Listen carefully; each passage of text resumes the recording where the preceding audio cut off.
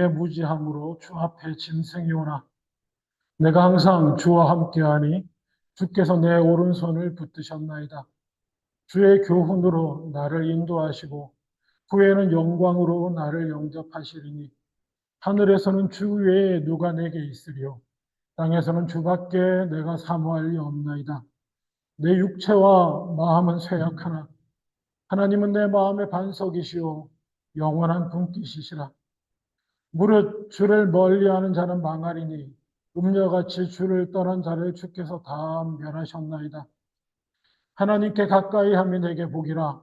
내가 주 여호와를 나의 피난처로 삼아 주의 모든 행적을 전파하리이다. 아멘. 28절 한 절 한 번 더 읽습니다. 하나님께 가까이 함이 내게 복이라.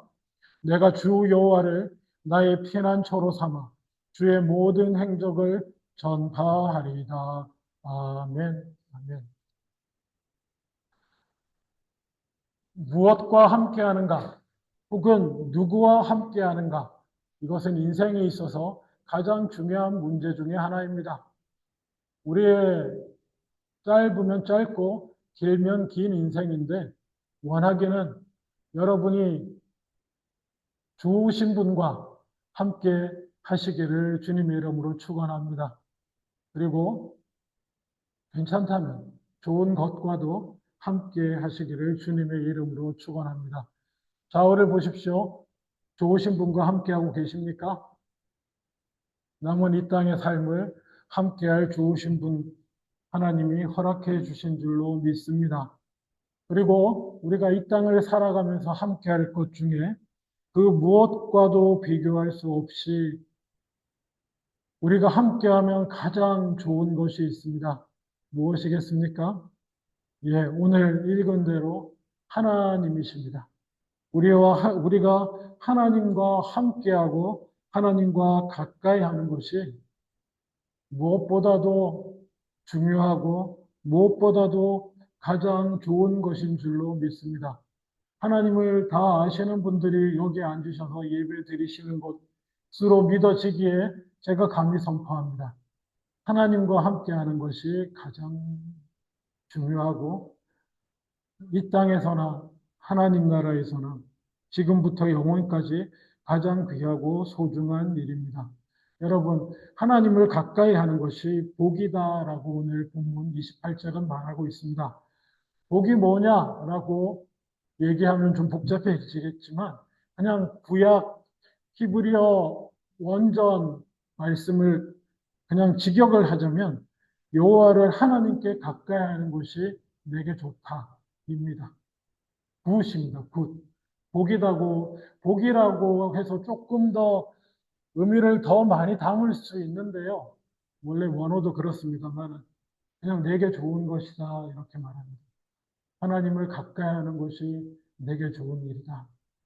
내게 좋은 일이다.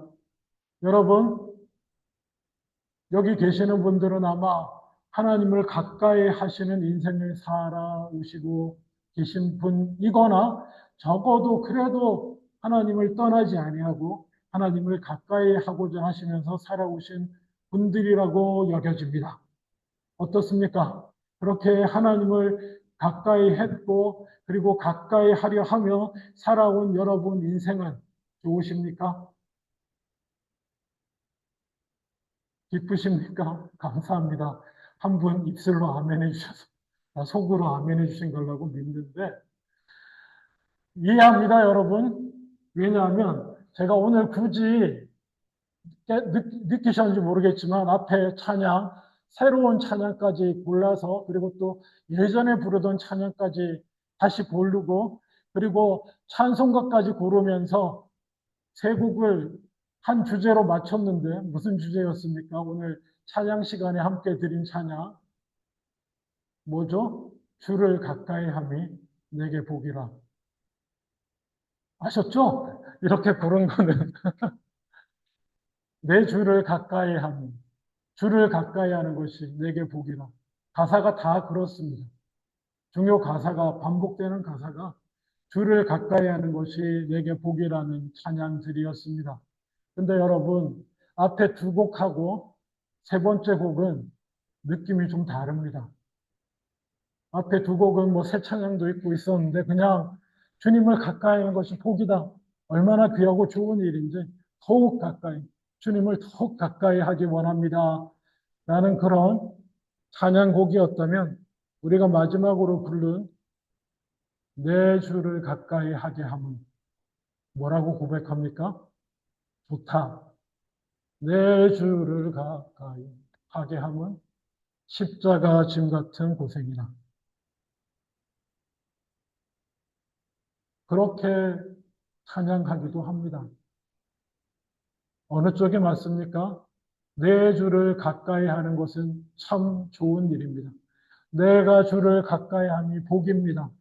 라고 고백하는 것과 기쁨이요, 복이요, 행복입니다. 라고 고백하는 것 쪽과 내 주를 가까이 하려 하는 십자가 짐 같은 고생입니다. 심지어 또 그러죠. 천성에 가는 길 험하여도 내 주를 가까이 하려 가는 길 험하여도 생명길 전하니 은혜로다 이렇게 고백하지만 말입니다. 두 가지 측면이 있는 것입니다. 하나님을 가까이 하는 것이 복되다, 좋다라고 하는 의미는 정말 세상 사람들과 동일한 이해를 가지고 좋은 일이 될 수 있습니다. 정말 주님과 함께하는 것이 기쁘고 즐겁고 행복한 일이 될 수도 있지만 또 세상 사람들은 알 수 없는 의미의 좋고 복이 될 수가 있는 것입니다. 내 주를 가까이 하게 하면 이 찬송가를 쓰신 분은 영국의 여자 시인이십니다. 세라 플라워 애덤스라고 이름이 기시네요. 1800년대에 활동하셨던 분인데 미모에다가 그래서 배우로도 유명했습니다. 그래서 꽤 젊은 날에 이름을 날리시던 분이었는데 건강을 잃게 되셨어요. 그래서 건강을 잃게 되니 아름다웠던 외모도 빛을 잃고 사라지고 그리고 일거리도 끊기고 낙심하고 좌절하던 차에 창세기 28장 11절에서 19절 뭐 거기에 무슨 얘기냐면 야곱이 도망가다가 돌베개 베고 자던 장면이 나오는 곳입니다. 거기를 보시고 갑자기 영감을 받으시고 은혜를 받으셨어요. 그래서 가사를 쓴 것이 오늘 아까 불렀던 그 찬양입니다. 야곱이 잠결 일어남 중 개정판은 가사 한글 가사 조금씩 바뀌었지만 내용은 그대로입니다. 돌베개 배고잠 같다. 주를 가까이 하니 그렇대요. 야곱이 도망가다가 길거리에서 돌베개 베고 자는 것과 같아요. 하나님 가까이. 어, 그래서 이 찬양을 쓰고 은혜 받으신 우리 이 플라워 애덤스 씨께서는 건강을 회복하고 주님께 영광 돌리고 해피하게 사시다 가셨느냐? 41살에 돌아가셨습니다. 찬양으로, 가사로, 시로 영광 돌리고, 그리고 41살에, 그 아픈 몸으로 생을 마무리하셨는데, 주를 가까이 한다는 것은 이런 측면도 있습니다. 그 생각하시고, 가까이 한다는 게 뭘까요? 하나님을 가까이 한다는 것. 일단, 가까이라고 할 때, 두 가지 의미가 있습니다. 그야말로 물리적으로 가까운, 거리가 가깝다라고 하는 그런 의미가 있습니다. 영어로, 오늘 영어가 필요 없으신데, 영어로 두 개가 있더라고요, 단어가. close라고 하는 단어가 있고, 가까이라는 단어가, near라고 하는 단어가 있어요. 두 개가 의미가 좀 다릅니다. 하나는 물리적인 가까움, 거리의 가까움을 쓰고, 또 하나는 그야말로 정서적으로 가까운 것을 표현하는데, 하여튼, 가깝다라고 하는 것은 두 개가 다 서로 연결이 되어 있습니다. 정서적으로 가까우려면 먼저 어떻게 해야 될 것 같습니까? 물리적으로 가까워야 합니다. 물리적으로 가까워야 그 다음에 정서적으로도 가깝습니다. 지구 반대편에 있는 사람들끼리 어떻게 친밀해질 수 있겠습니까? 그럴 수 있는 뭐 어떤 특별한 방법이 있을 수도 있겠지만, 원래는 그게 안 되는 것입니다. 물리적으로 가까워야 정서적으로도, 내면적으로도 가까울 수 있습니다. 근데 하나님을 가까이 하는데 무슨 물리적인 가까이 함이 필요할까요? 하나님은 우리가 알다시피 영적인 존재시고, 내 안에 계시고, 우리 안에 계시고, 우리 위에 계시고, 세상 가운데도 계시는, 어디든 계시는 하나님께 가까이 하는데 무슨 물리적 가까움이 필요할까요? 예, 우리는 아마 다 이해하시겠지만,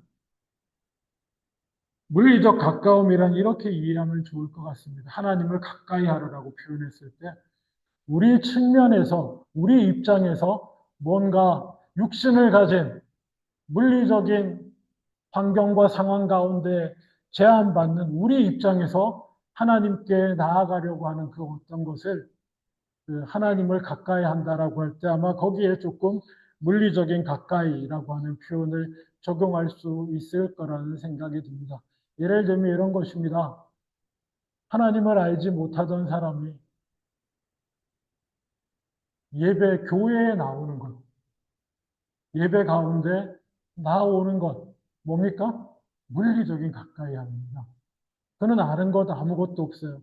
우리와 같은 하나님에 대한 이해도 없던 사람이 작은 모임에 나오고, 소그룹 모임에 나오고, 예배 가운데 나온다면 그것은 물리적 가까이 합니다.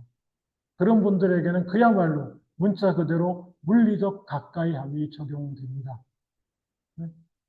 아직 아무것도 모르고 믿음도 없어서 홀로 있을 때 어떻게 기도해야 될지 모르고 홀로 있을 때 어떻게 하나님께 가까이 다가가야 될지도 모르고 했던 사람이 그때 어떻게 결단을 내리고 가까이 가기 위해서 예배에 나오고 모임에 나오고, 그리고 또 뭡니까?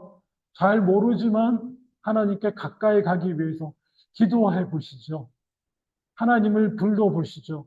성경에 말씀하시기를 하나님이 자신을 간절히 찾는 자를 하나님께서 가까이 하신다고 하셨는데, 상한 마음으로 시편 34편 18절에 하나님께서는 마음이 상한 자를 가까이 하시고 중심으로 통회하는 자를 구원하신다고. 상한 어떤 이유에서든지 자기 죄로 인했든지 무엇이로든지 연약함으로든지 상한 마음을 가지고 하나님을 부르는 자를 가까이 하신다고 말씀하시니 기도해 보시겠습니까? 그렇게 얘기할 때 아무것도 모르지만 기도할 때 물리적으로 하나님께 다가가는 모습이라고 생각합니다. 같이 찬양해 보시면 어떻겠습니까? 하나님을 가까이 경험하실 수 있을 겁니다. 라고 할 때 그 사람이 찬양해 보는 것, 그것이야말로 그런 것들을 물리적으로 하나님 앞에 가까이 나아간다. 이렇게 표현해 볼 수 있을 것입니다.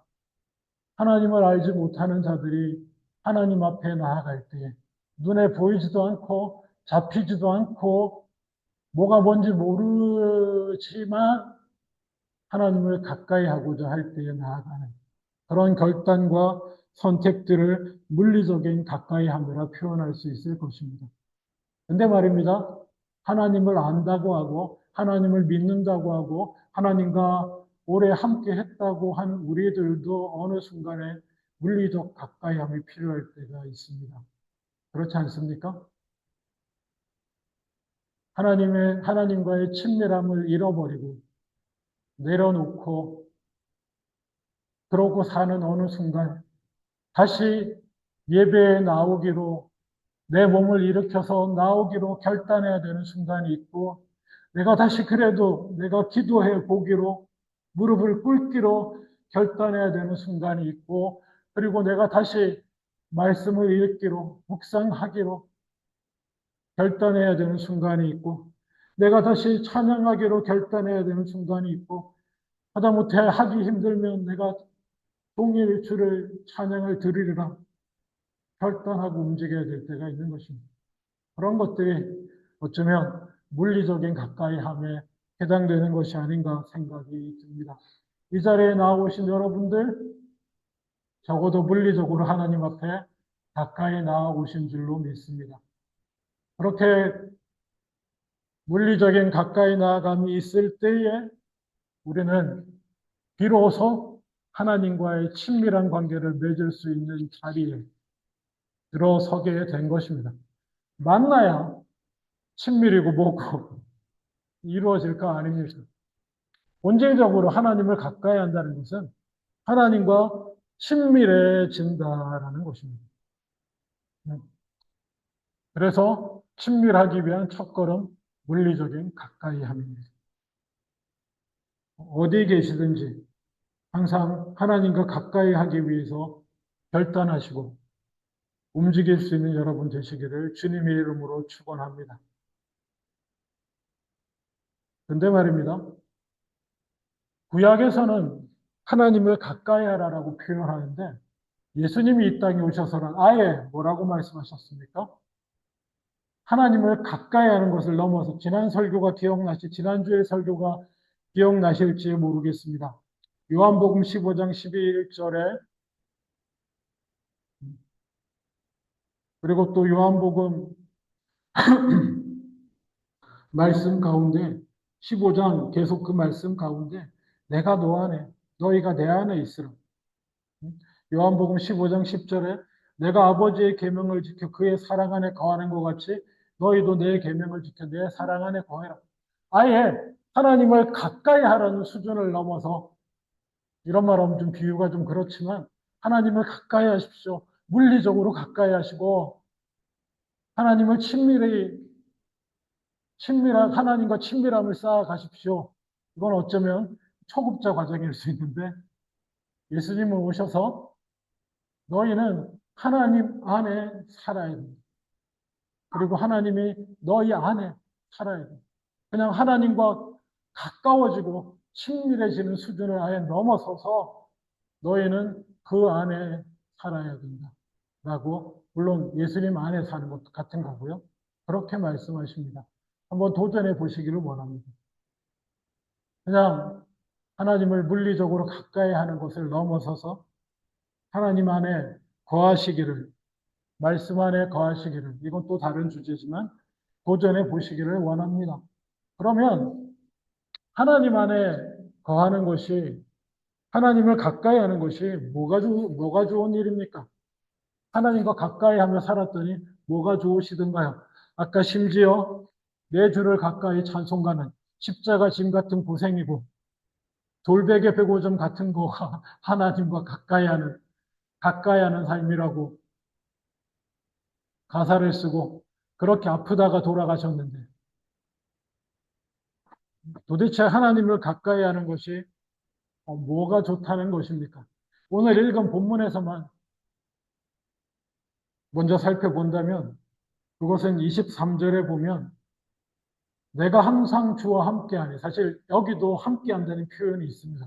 가까이함을 넘어서 친밀하게 주님과 함께했더니 주님께서 내 오른손을 붙드셨다 이렇게 표현합니다. 오른손은 무슨 손입니까? 물론 왼손잡이도 있지만 그냥 일반적으로 오른손은 일하는 손이요, 섬기는 손이요, 일을 뭔가 내가 힘쓰는 손이 오른손입니다. 하나님이 내 오른손을 붙드셨다는 것은 뭡니까? 내가 일할 수 없어. 오른손을 내려놓는 건 내가 아무것도 하지 못할 상황이 됐을 때라는 거예요. 내가 나를 위해서 내 힘으로 아무것도 할 수 없어. 그 오른손을 쓸 수 없어서 내려놓는 그 상황에서 하나님이 내 오른손을 붙들어 주시고 하나님이 내 오른손을 잡으면 나는 아무것도 못해요, 사실. 내 오른손을 잡으신 하나님께서 자신의 오른손으로 일해 주신다는 것입니다. 하나님과 함께하는 삶을 살면 이 좋음을 경험하실 수 있어요. 내가 지쳐 쓰러져서 내 오른손이 아무것도 할 수 없는 그때에 하나님이 내 오른손을 붙드시고 나를 살리시는 것을, 도우시는 것을, 그리고 일하시는 것을 경험하게 되실 줄 믿습니다. 꽤 오랜 시간 하나님과 함께 애쓰셨던 여러분, 비록 십자가 짐 같은 고생이고 돌베개 배고픔 같은 시간들이 있었지만 그 가운데 하나님이 여러분의 오른손을 잡아주신 그 경험을 하신 줄로 믿습니다. 그리고 혹시 없으시다면 하실 수 있기를 주님의 이름으로 축원합니다. 그리고 또 24절에 주의 교훈으로 나를 인도하시고 후에는 영광으로 나를 영접하시리니 라고 말합니다. 주의 하나님의 말씀으로 나를 가르치사 바른 길로 가게 해 주셨다는 것입니다.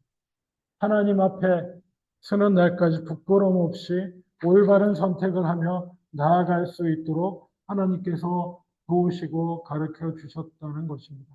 여러분, 이러한 인도하심의 경험이 있으실 수 있기를, 있기를 주님의 이름으로 축원합니다. 그리고 더하여서 26절입니다. 내 육체와 마음은 쇠약하나.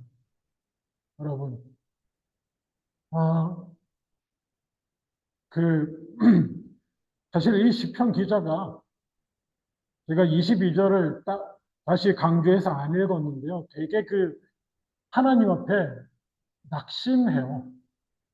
이 시편 73편은 하나님 앞에 실망과 낙심함으로 시작합니다. 언제 73편을 한번 차근차근 읽어보시기를 원하는데요. 앞부분에 보면 하나님 앞에 자기가 얼마나 하나님께 실망하고 낙심해서 거의 믿음을 잃을 뻔했는지에 대해서 고백합니다. 왜 실망했느냐? 성경 안 읽겠습니다. 그냥 쉽게 말하면 이겁니다. 왜 세상에는 나쁜 놈들이 이렇게 잘 사는 겁니까? 응? 거짓말하고 남 속이고 등치고 악한 놈이 자기만 생각하고 심지어 거기다가 하나님을 알지도 못해. 그런 사람들이 왜 나보다 늘 더 잘 살고 그런 사람들이 더 많습니까? 그래서 그래도 죽는 날에는 하나님 없이 인생을 마무리하니까 괴로움 가운데 지옥으로 가겠지라고 생각하고 지켜봤더니 죽을 때도 편안히 가더라고요. 돈이 많아서. 죽는 순간에도 편안한 자리에서 죽네요. 이거 뭡니까, 하나님? 저는 하나님을 믿고 하나님과 함께 하느라고 하나님 믿고 하나님을 위해 살고 하나님을 사랑하고 이웃을 사랑하고 섬기고 내가 먼저 희생하고 수고하고 그런 삶을 좀 해석해서 설명하자면 그런 것입니다. 그렇게 살려고 이렇게 달려왔는데 그런 일들을 보면서 저는 거의 주님 실족할 뻔했습니다. 제가 믿음을 버릴 뻔했나이다. 성경은 하나님의 말씀은 얼마나 솔직한지 몰라요. 그냥 이런 게 다나 봐요. 주님 그런 것 때문에 제가 하나님 잃어버릴 뻔했어요. 그러고는 이건 또 다른 설교가 돼버리니까 생략. 그리고 나서 그가 하나님 안에서 하나님 안에 하나님을 대면하고 만나고 깨닫게 되고는 하는 말이 오늘 73편 22절이에요. 내가 이같이 우매무지함으로 주 앞에 짐승 같았습니다. 갑자기 이 고백이 왜 나오냐면 초반에 그렇게 해서 낙심하고 하나님을 원망하고 믿음을 던질 뻔하고 막 이랬던 자신을 이렇게 표현하는 거예요. 내가 우매무지했고 마치 하나님 앞에 생각 없는 짐승 같았습니다. 놀랍죠? 그렇게 회개하는 장면인 것입니다. 그렇게 회개하고 감사했더니 감사하고 주님과 함께하는 삶을 살았더니 행복하게 잘 살게 되었더라 이런 고백은 사실 아니에요. 그랬는데 26절에 여전히 내 육체와 마음은 쇠약해져 갑니다. 지금. 시간과 함께, 세월과 함께 내 육체와 마음은 쇠약해져 가나 하나님을 가까이 했더니 하나님이 내 마음의 반석이 되어주시고 하나님이 내 영원한 분깃이 되어주셨습니다. 라고 고백하게 되는 거예요. 고백한다는 건 경험한다는 것입니다. 경험하고 있다는 것이에요. 세월과 함께 내 육체와 마음은 쇠약해져 가지만 그래도 저는 넘어지지 않습니다. 저 절망과 낭망의 끝으로 멸망의 저 바닥으로 내가 쓰러지지 아니하면 주님이 내 반석이 되어주셔요. 이 땅을 살아가는 동안에는 낙심하거나 절망하거나 좌절하지 않고 든든히 그 반석 위에 내가 서 있으며 그리고 영원한 세계 가운데서는 반석이신 주님이 내 기업이라고 하는 게 내가 받은 유산, 내가 영원히 거기 거할 땅 뭐 이런 거잖아요. 하나님이 내 기업이 되어 주셔서 내가 영원히 주님과 함께 거하게 될 것이기에 흔들리지 않습니다라고 고백하는 것입니다. 이것이 하나님과 함께하는 자가 누릴 수 있는 복입니다. 적어도 초급반에서. 그러면 예수님이 말씀하시는 상급반은 뭔가? 나누는 것도 웃기지만 그냥 기억에 두시라. 그렇게 말합니다. 이게 복이다. 하나님과 함께하는 이런 복이 있습니다라고 하면 이 복만 붙들고 사시는데 그 복 너머를 좀 더 바라보시기 원해서 그렇습니다. 예수님께서는 아예 하나님 안에 살라고 합니다. 하나님 안에 거하라고 합니다. 가까워지다 못해서. 가까워지다 못해서. 이거는 근데 의지로 되지 않습니다. 의지로 되지 않아요. 내가 결단하겠다. 물론 여러분, 옛날에는 결혼을 하라 그러면 어떻게 합니까? 일단 결혼하고 친밀해지잖아요. 그렇죠?